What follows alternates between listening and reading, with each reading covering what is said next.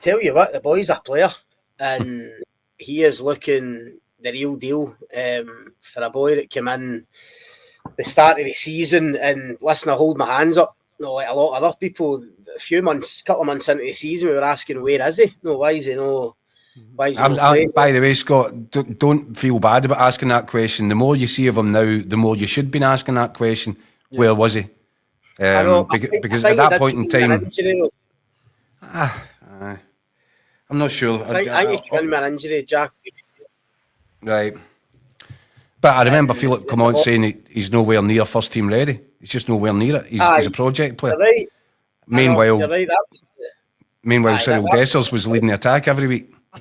Yeah, that was a worry. And see, to be honest, we're probably going to talk about it, but when you look at Rangers' home form this season, it's obviously outstanding. I mean, only dropped 2 points.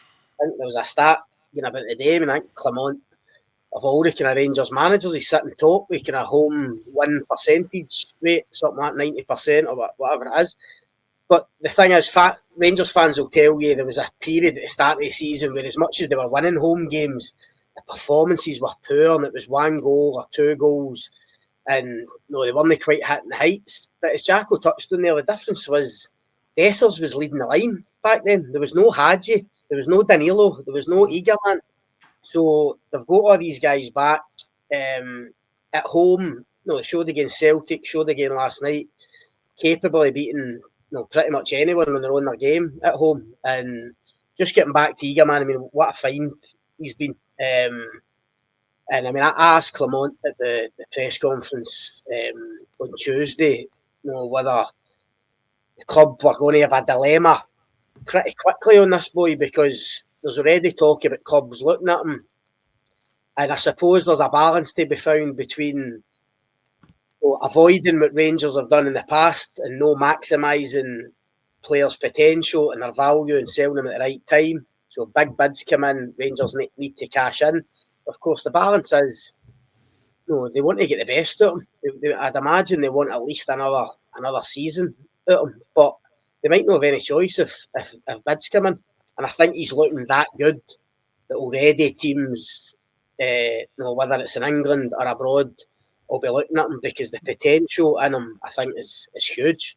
And I suppose, obviously, Clement said his critics. We've had a pop up several times at different points in the season. But I suppose with Jeffrey and Igamane, they have unearthed 2 young players, who it looks like, and this was the whole point at the start of the season with the so-called rebuild, to get young players in cheap and sell them on for a profit. They 2 look as if they're going to make Rangers a fair bit of cash in the future if Rangers manage their situations properly. A couple of things on that, right? First of all, Scott, I don't know if you know, who claims responsibility for the Egan-Riley signing? Who's actually claiming that one? It's funny, because I would have thought that it was Niels Coppen, but I heard something the other week that apparently, I don't know whether this has been reported, but apparently it was actually a guy in Morocco that Clement knew, like for his time in Belgium and stuff. It was a specific scout that he knew in Morocco, and he had kind of recommended them to him. So from that, I'd say you probably need to give Clement the credit if it's his contacts that's unearthed the boy. 100%, and he has no bigger critic than me, Philippe Clement, but somebody's done the work properly there. Because you're right, Scott. This boy has got it, and then some. I look at the way that he works defenders. I look at his movement. I look at his control on the ball, and just latterly over these last few weeks, his finishing is ice cool. Yeah, I mean it's clinical, it's smart, it's sharp, it's everything you're looking for in a striker who's with more experience.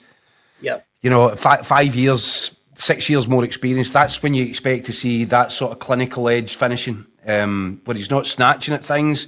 He's just the opposite of Cyriel Dessers. He's everything that Cyriel Dessers isn't. So that's why I find it extraordinary. So I give Clement his dues. I think you might be right on that, Scott. That's why I asked the question.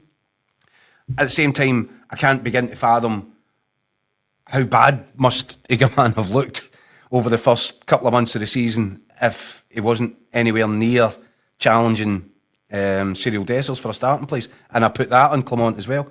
The other thing that I wanted to say there, I've read Barry Felson's got a column, I think it'll be in Saturday's paper, and it's a must-read for Rangers supporters because he makes a very interesting comparison between what he sees in Igamane and a player, a former teammate of his. Let's just leave it at that, and you can see the column for yourselves at the weekend.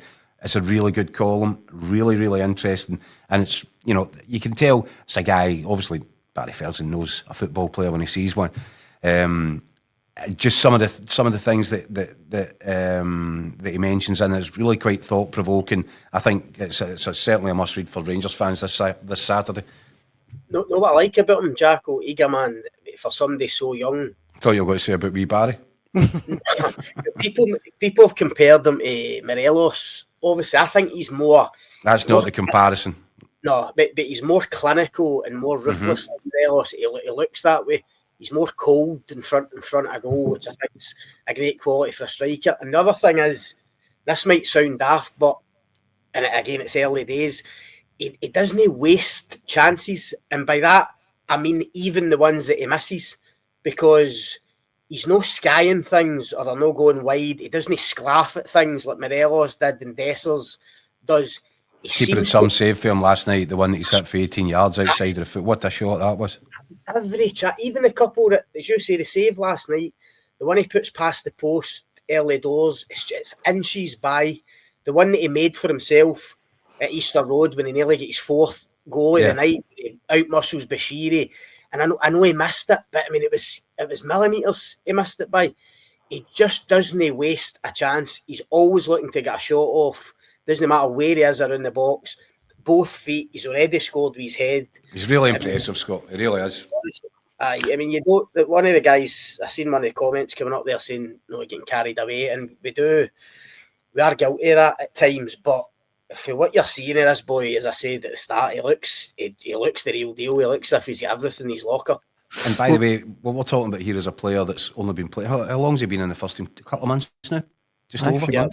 I mean, I remember when he the first sight anybody got him was the Old Firm game at Celtic Park, and he came on as a sub, and right away, I mean, this isn't speaking retrospectively. I remember saying at the time, what an impact that boy made. You could see he was raw, definitely, but his ability to run at people, his confidence, he's got a wee bit of swagger about him. What I was really unsure of at that point is, well, how good a finisher is he? Is he a striker? Is he a... But we'll see over the last 3, 4, 5 weeks, his finishing has been out of this world. So that tells me... I think you're right, Scott. I think it's bad news for Rangers fans ultimately that I don't think that you'll see Igamane in a Rangers shirt next season. I think that he's made such progress. And I tell you another thing, he's going to go down to Old Trafford next week. Yeah. And I mean, what a stage. Yeah. And you can tell by the way he goes about, he's not going to be fazed by that. He's going to love it.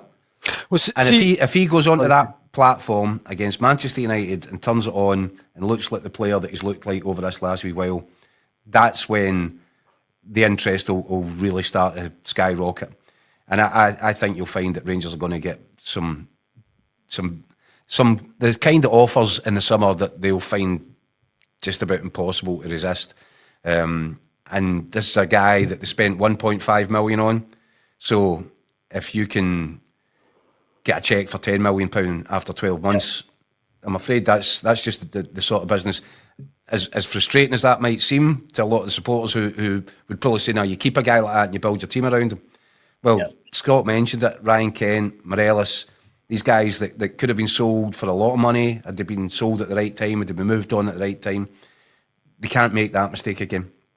And you strike while the iron's hot. If this boy, if you're going to get a profit of £8.5 million, and percentage wise, I can't even do the maths, but it's massive in terms of profit.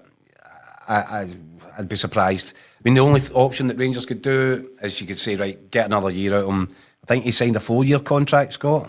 Yeah, I think he's got a long contract, Jacko, but on low wages. Low. So what you could look at doing at the end of this season, assuming that he keeps progressing at the rate he's progressing, you could sit him down, say, oh, rip that thing up. Here's a new one. It's a 4 or 5 years, whatever it is, on a proper wage. Yep. And then keep him for one more season. But what they can't do is miss a trick with this one, because they genuinely look as if they've found a real sort of a gem here. That's where the dilemma is that I agree with you, Jack. I think a club in England, if he keeps going to the end of the season, probably will look at 9-10 million, because it's a wash with money down there, that they'll look at that as a decent punt. And the issue for Rangers is they'll probably believe that in another season he could be worth more than that if he continues to develop, but they'll have this at the back of their minds. A, they obviously need cash, and B, that is the model. That's what they've been banging on about. No, they don't want to make the same mistake that they made with Morelos and Kent. No, Morelos turning down the 14 million for Lille or whatever it was. They cannot make that same mistake again. And in football, Igamane's one injury away from suddenly losing a lot of that value. The only thing I'd say is that if a bid does come in, and again, this is just me kind of speculating, but you just wonder with his age, if a 10 million bid, for instance, came in, could they maybe say, right, we accept it, but why don't we keep him in loan for another season? And then he goes down south or goes abroad or whatever. If he could do that, then it would almost be the perfect scenario for them, but it's going to be interesting. See, conversely, some of the comments on Egan-Riley are quite interesting. This one from William Sloan. The summer, what about next week? I mean, do you think there's any chance with Rangers season not going particularly well that maybe a team could come in and have a go at getting him? Listen, you would rule nothing out. I think if I was looking at him, I'd be really impressed, but I'd want to see more of a kind of body of evidence. I'd have my scouts all over him right now, and I'd be saying, watch this guy, I want you there, I want you present, as often as you can be between now and the end of the season. And then that way, you're in a position where you think, right, okay, we're happy that this